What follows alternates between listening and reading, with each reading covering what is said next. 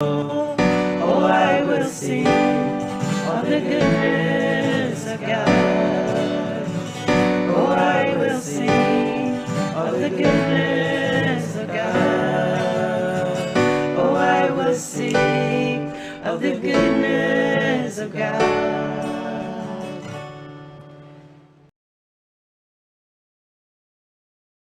All right, that was my wife Eleanor and Kaylon from Palau. So Kaylon Kenny.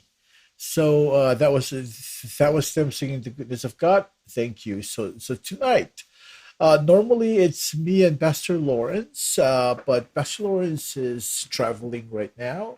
The last time he checked, he was in Guam. He went for keeping in your prayers of a funeral service of, I believe, two of his nieces who got into a car accident in Guam. So keep the family in prayers, including Pastor Lawrence, and hopefully he will join us next week. So for you who are joining us, um, we normally cover like a book or a topical study, but we've been doing this for the last 5 years, and we covered most of the epistles or Paul's epistles, letters in the New Testament. We've covered Exodus, we did Revelation, and now we're kind of like in transition. We're praying, hoping that God will open up our next study, what the next book that we will be studying. But tonight, God puts upon my heart to share with you Psalm 107, verse 1 to 22. Because last night, this is what I was sharing with the Koshayan Bible study. So we're talking about deliverance, God's deliverance to his people. Or tonight, we will, the bottom line, the end result of this verse is that the fools repent and find salvation. And I think it's great that you and I can come together and learn this passage tonight. But first, let's look at Psalm 107. As you know, that the book of Psalm has 150 chapters in it. And in short, what the book of Psalms mean to us is a book that tells us most, if not most, everything that we need to know about who God is. Now, if we should bring two books out of the Bible, two books from the six books, let's look at the book of Proverbs and the book of Psalms, right? The book of Proverbs has 31 chapters in it. And if you look mainly the the short explanation of what the book of Proverbs is a book that teaches about how to live among one another, and that is our horizontal relationship. The book of Proverbs teaches how to live among one another. And a good example would be I was sharing at home Sunday with these young people at the house. There were a good 20 something of us, and majority of them were young people. So I challenged them in saying that if you were to go look for a wife, the single guys, if you look for a wife or a girlfriend, where would you go look? And some of the answers were, oh, the bar, and some say, oh, we go to a gym, and some to the stores. And it's interesting, this different perspective. Because the point that I was trying to get was, if you look at Proverbs 31, verses 10 all the way to the end, it teaches you and me, or especially, it teaches us about a virtuous woman, a woman that is uh, a virtuous woman according to God. So what I was sharing with these young people was that if you're looking for a wife, don't go too far. Just go and read the book of Proverbs. Proverbs 31, starting verse 10 on. It will give you an idea what woman you should marry. And that's kind of like what Proverbs is. And if we, on the other hand, if we look at the book of Psalms, the book of Psalms has 150 chapters, and this teaches us about our vertical relationship. Think about horizontal relationship and a vertical relationship. So the book of Psalm teaches about who God is. No one, not one person will ever know everything about God. But what God allows us to know is what's written in the Bible. And majority, most of who God is, his characteristics, are written in this 150 um, chapter book, which is the book of Psalms. And tonight, you and I are going to be in chapter 107. And this psalm is one of the orphan psalm, or the writer of it is anonymous. Nobody knows who the writer of this psalm is. Because see, some psalms were written by King David, by Asaph, by different people. But tonight's study, Psalm 107, is one of the anonymous psalms that is also called as an orphan psalm because it's not attributed to anyone. So this psalm is a call to praise. It addressed this call to praise to this to what the good things that God has done, how God redeemed his people. This psalmist motivated them to praise him by portraying how he delivers people out of wilderness and broke the bonds of prisoners, restored the sick, and he showed his power in the sea. And he governs nature and human affairs. So if you look at what the psalm does, is that it helps us to understand why we should praise God. See, when something good is done for you or to you, you would spend the time to thank that individual or talk about the good things that happen. So in this psalm, it is about God's deliverance of people out of wilderness. And like oftentimes when we're in transition, that is also symbolic of what a wilderness is, because we're just there temporarily waiting to enter into our permanent place. And even let's look at the life of a prisoner. So this when a prisoner was in bondage and now he's free. So and the life of the Israelites is a classic example of this. And for those who are sick, when God healed those who are sick, they also would have to spend time and praise God for his greatness. And in this psalm is a to call for the redeemed to praise. So we'll look at that, and I'll bring the Bible here so that way you and I can come together and read this how Psalm is written synthetically, meaning that it comes up with an idea. This line comes up and express a point, and another line comes in and expand more on that same point. And that's what this psalm is about. It is about exhortation to praise. So if you, I'm going to bring in. I hope that you can see it clearly here. So if you each of these letters, this shows parallel. So if you look at where it says A is parallel with the other A, so as B and so as C.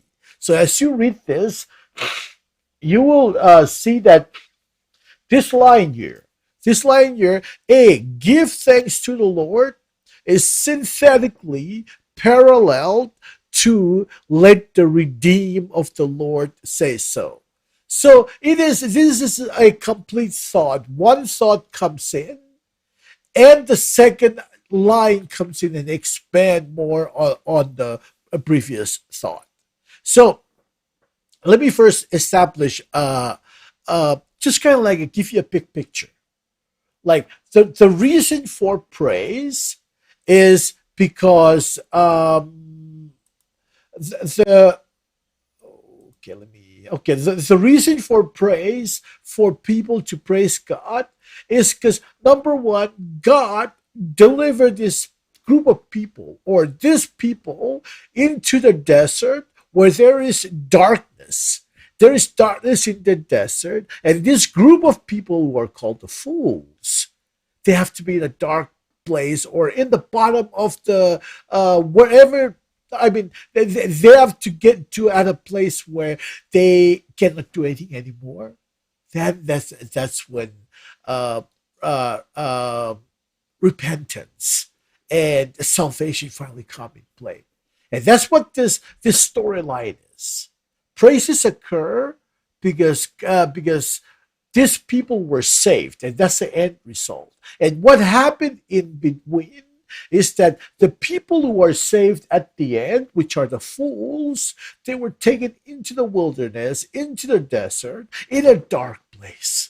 And in that dark place is when they see the light of God, and then they are saved. So what how you and I should picture this is that as God's people, the love of God uh, is shown by the way God disciplines us, by the way God rebukes us. Because when we do wrong things, God, with His infinite wisdom and His undenying love for us, unconditional love for us, He spanks us. He rebuke the wrongs that we do so we can come back to it. Whereas the fools, they've made up their minds. It's very hard to debate with a fool. The fools, they don't listen. They do whatever they think that is right, according to them, not to the truth. They do whatever they want to do. But the sadness is they have to be taken into the wilderness, into a place where they're isolated, in a place of darkness, before they can find repentance and salvation.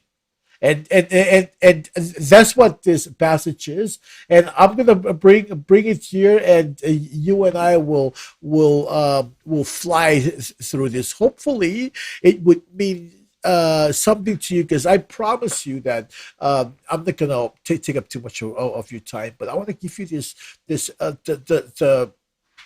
synopsis, or this big picture of what this passage is. So again, we're looking at these labels. A and A, if you look at it, A is parallel with verse 2. First one A is parallel with verse 2A.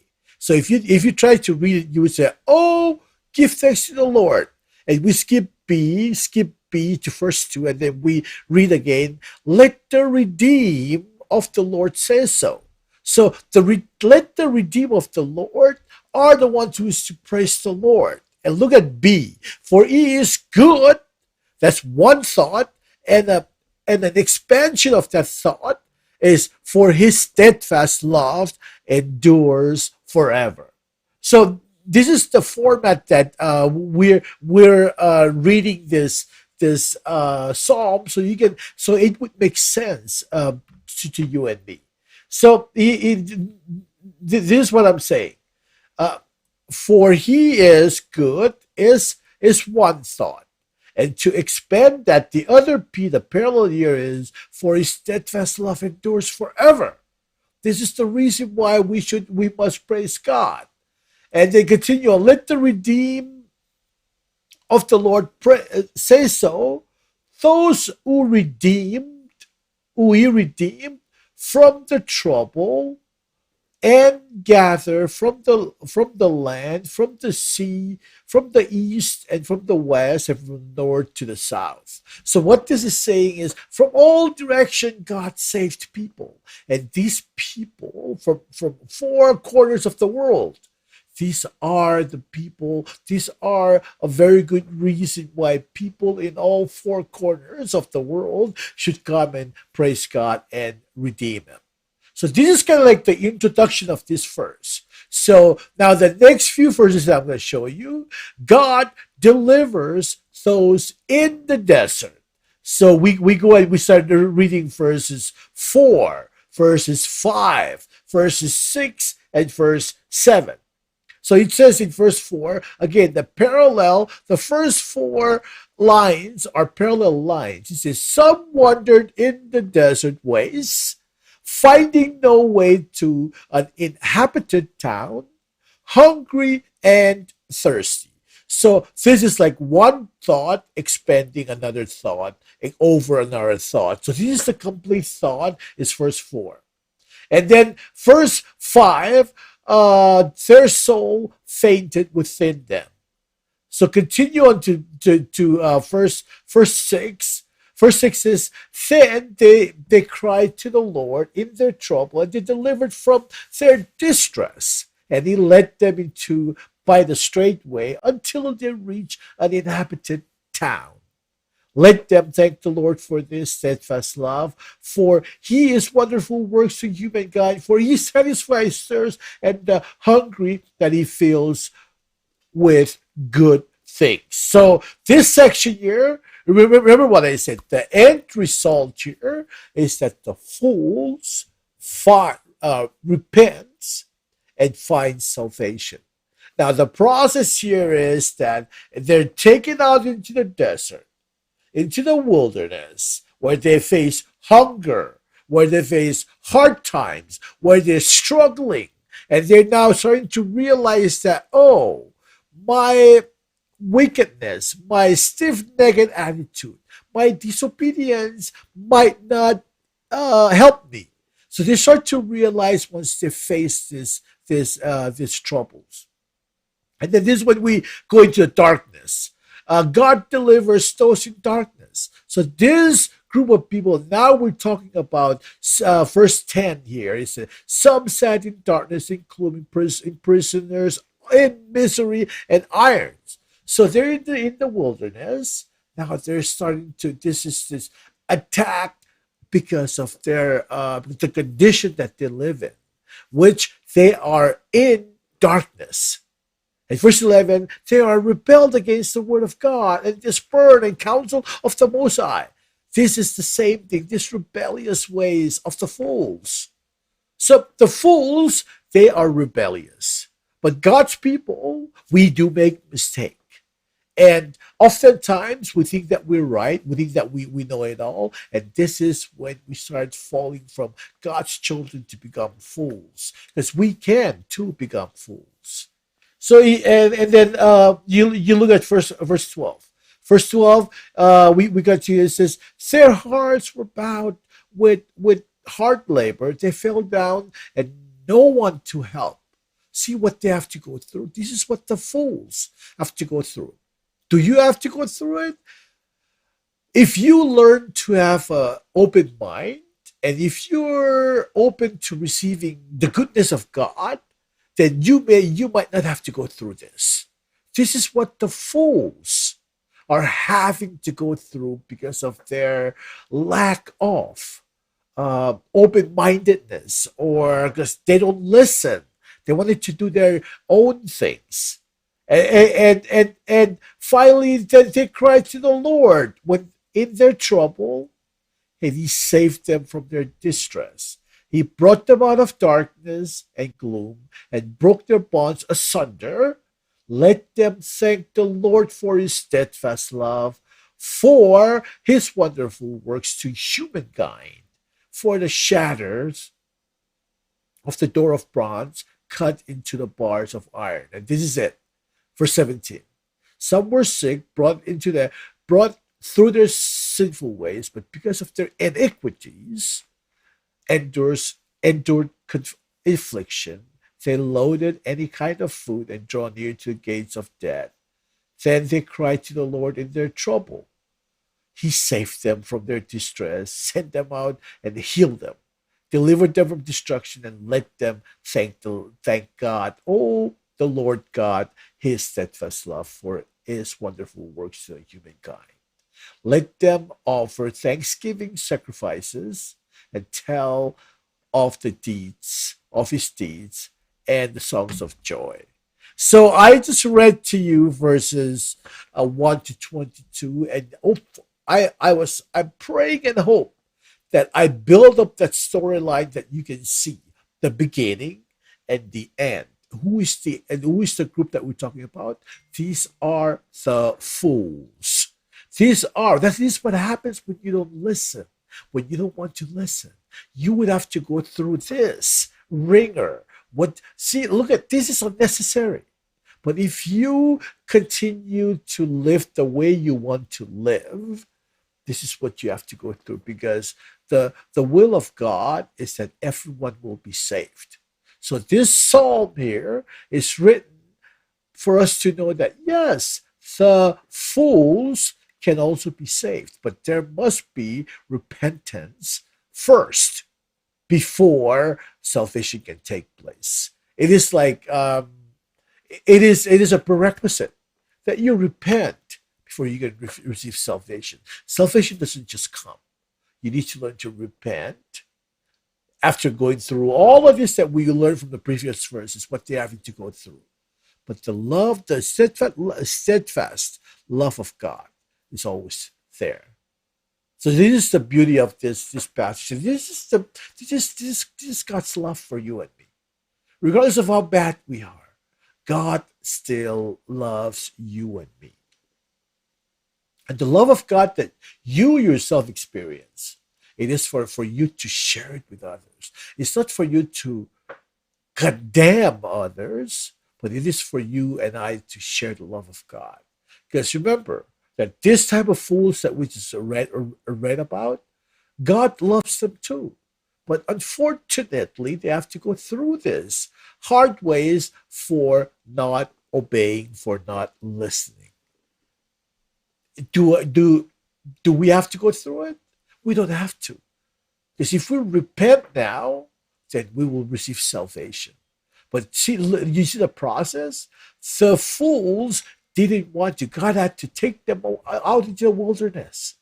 Not only in the wilderness, but in the wilderness where they experience darkness, where they experience oppositions in life. And in that, while they were in it, that's when they realized. The fools realized that they have nothing. They cannot do it anymore. So what do? They look to God for help. And God, through God's steadfast love, he pulls them out of their misery. And when he pulls them out, that's when they realize. To you, let me know if I didn't explain it clearly, or give me your feedback. I want to know because the main thing is that the word of God is preached clearly to everyone, so everyone will know the love of God. So may God bless you, and may God bless the teaching of His word. So shall we pray to close? Our Lord and our God, in Jesus' name, Father, we thank you once again. Thank you for your love. Thank you for all that you've done for us. Thank you for the teaching of your word. Those who are present here, oh God, work with them, touch their hearts.